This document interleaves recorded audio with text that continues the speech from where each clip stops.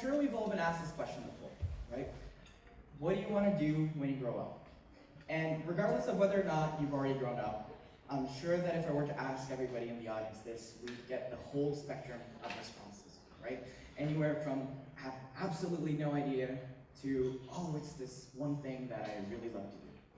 But then you also have people like me who loves math, philosophy, psychology, sociology, sciences, arts, and game design, amongst other things, almost all the same. And if you're anything like me, then you've probably also been warned that a jack of all trades is a master of none. That if you don't choose something to focus on and specialize eventually, then you're gonna end up like Jack, with a lot of range, but barely any depth. And it's funny, you know, because what this essentially means is that we're treating these passions almost like a soulmate, as if we need to find that one true person or passion that we're gonna love so much that we'll throw everything else out the window and we're gonna study it and practice it for the rest of our lives. And our entire society is kind of based around this belief, you know, because we go into the educational system and then we are supposed to try to find what it is that our sole subject is, and then by post-secondary we're supposed to know what it is, and then we study it for a little bit longer, and that becomes our profession. And at that point, it's your role in society, because if we all do what we're best at, then we get the best of all worlds, right? But, you know, no, I'm here to challenge that idea, because I believe truly that passion isn't limited to a single thing. Now, bear with me here, because I know that I just talked about how our entire society works, and I'm barely even close to graduating high school, so I know that this probably sounds pretty pretentious, but there's a reason why I believe so fervently in this idea, even though I haven't been on this earth for too long. And in order for me to explain that, I need to do the thing that I should have done at the beginning of this talk, which is, hi, my name is Diogo, and I'm half Brazilian, half Japanese, which is why my name is a little bit weird. And my parents have been ministers for a Japanese religion called PL, or Perfect Liberty, for the majority of my life.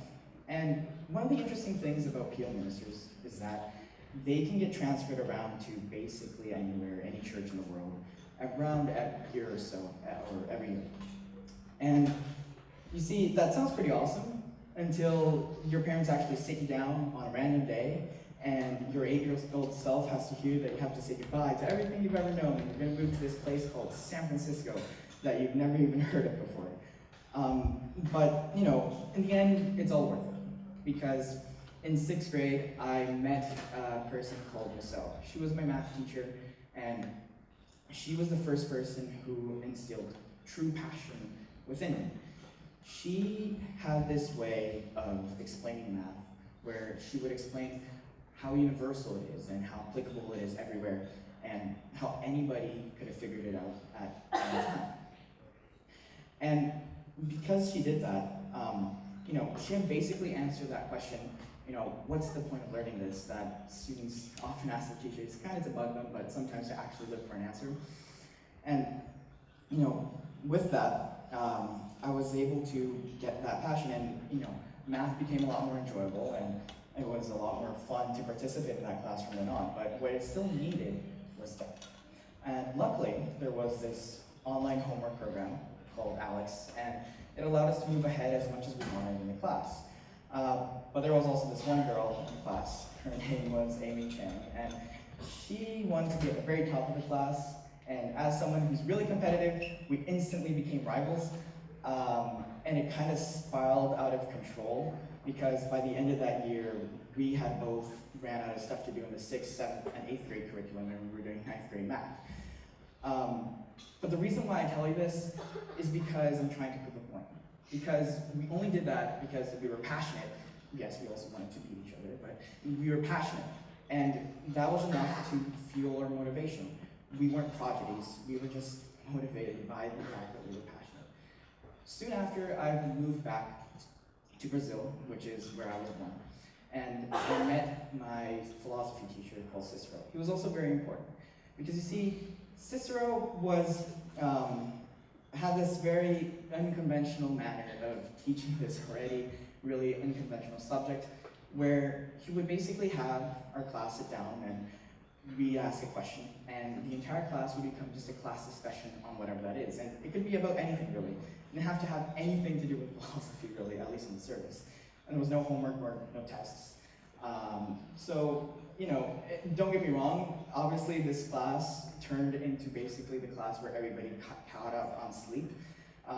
But in the end, it was still a pretty successful class, because by the end of the year, he had managed to engage everybody in it one way or another, because he was able to pull in philosophy into anything. They could ask about anything and he would find a way to work philosophy into it. And again, he had shown this universality and how the philosophy applies to everywhere, and I fell in love with it. Which was a slight problem, because up until that point, I thought for sure I was going to become a mathematician, but now I wasn't so sure anymore. And another thing that he brought up was the fact that, again, someone had shown me the answer to that question, what's the point? And this time to a subject that honestly I didn't even know existed before. And I couldn't help but wonder, what would happen if I were to ask this question myself and look for answers within everything else, all other subjects, right? And the interesting thing was, when I was actively and open-mindedly trying to find the answer to these questions, I would always find someone passionate enough who could pass on that passion to me, no matter what it was. I started to enjoy things that I used to really, really dislike, like geography or speech/essay writing, which, boy, am I glad that I enjoy doing now. But, you know, this got even more effective when I started to discover communities like TED online, which are just filled to the brim with passionate people everywhere and outside of even the traditional school curriculum. You know, and the only issue with this is now my problem had just become much worse, because I had really no idea what I wanted to do. Like, there was a ton of things that I wanted to do and I couldn't choose any. So when I moved here to Winnipeg, that became my goal, to choose one thing and to finally specialize. Otherwise, I'll end up like Jack, right? But then I thought about it some more. And I thought it some more and more. And I kind of realized, what if I just did it? I don't need to choose necessarily one thing, because, I mean, in the past, I've seen from personal experience that you can definitely learn things a lot quicker than you're normally expected to if you feel it with passion. And you can be passionate about many different things. And if you think about it, there's plenty of benefits too that come with it. Because, you know, how people often say that you should travel around the entire world if you can. Because if you do that, then you'll open up your mind and broaden your perspectives, right? Now, why don't we do that with subject areas? Why don't we say, oh, if you travel around lots of different subject areas, you'll open up your mind as well? Because the deeper you look into a more diverse set of fields, you'll start to see a bigger picture. And with that bigger picture, you start to make connections that you otherwise would have never been able to see. And it's these connections that allows for one of the most innovative and unique ideas of humanity to come through. So, for example, this guy right here, that's Robert J. Lang, and he's an ex-NASA physicist who became a full-time origamist. And he's actually given a TED Talk before too. And Robert was contacted by Brigham Young University engineers that were trying to get this solar array into space, but it was really huge, so in order to get that up there, it would cost a lot. So what they did is they worked together to make this origami technique into that solar array so that it's really compact as it's sent into space, and then once it gets there, it just unfolds itself naturally. And they were able to send something a lot larger than they would have otherwise ever been able to do. And it was greatly because of this man who was able to see the connection between the two different fields. This person is Heather Dewey Hackberg, and she is an artist, and in 2012, she made a project called Stranger Visions. And Stranger Visions had the goal of letting people know about surveillance. But, you know, we're always talking about digital surveillance, so she wanted to focus on something else. Biological surveillance, because when we walk around the streets, we always leave a strand of hair behind, or a piece of gum, or a cigarette butt, or something like that. And in it, we have our DNA. So she took those things, and she processed and analyzed them, and she was able to reconstruct someone's entire face using only that information. And, you know, it's kind of freaky. And she was only able to do this, again, because she made the connection with genetics and the art she was trying to make. She was able to see the connection within these passions, and that allowed her to get this very different idea about biological surveillance.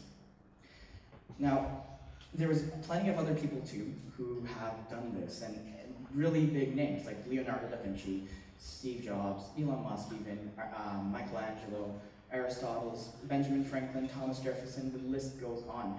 There's a lot of people who have these really varied passions, who did lots of different things, and they're not specializing on any one thing, and it allows them to do so much more. And they still have about just as much as depth as everybody else.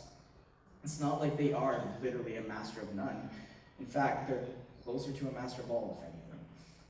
But, you know, in order to apply this to someone's life, you don't even need to completely change your lifestyle and have this huge idea. This works on a small scale too. So, like for example, when my school wanted to do a scavenger hunt, I suggested that maybe we can use a laser cutter, which is how these things were made, to cut out these jigsaw puzzle pieces out of a QR code. And we would hide the pieces around the school. And people would find them, piece it together, and they get to scan it and get a video over. And with that, you know, because it was so different, people actually kind of liked it quite a bit. And it's all because of this small idea and connection that I came to conclude with, from engineering to what we were doing, which was essentially leadership in that case. And, you know, this whole thing is basically, if I can summarize it into one thing, would be this. The word philosophy comes from two Greek words. Philos, Sophia, or the love of wisdom, the love of learning, the love of understanding. Within this definition, I am a philosopher. Not the kind of philosopher that sits around all day and ponders about the universe and all of its intricacies, that too, but not just that. To be this kind of philosopher, all you need is perseverance, effort, and empathy for ideas. When I say empathy for ideas, it's much how like empathy with people. I want you to put yourselves in the shoes of the person who's passionate about something you're not. And if you can do that, not only just understand what it is that they're feeling, but feel it for yourself. Feel their passion.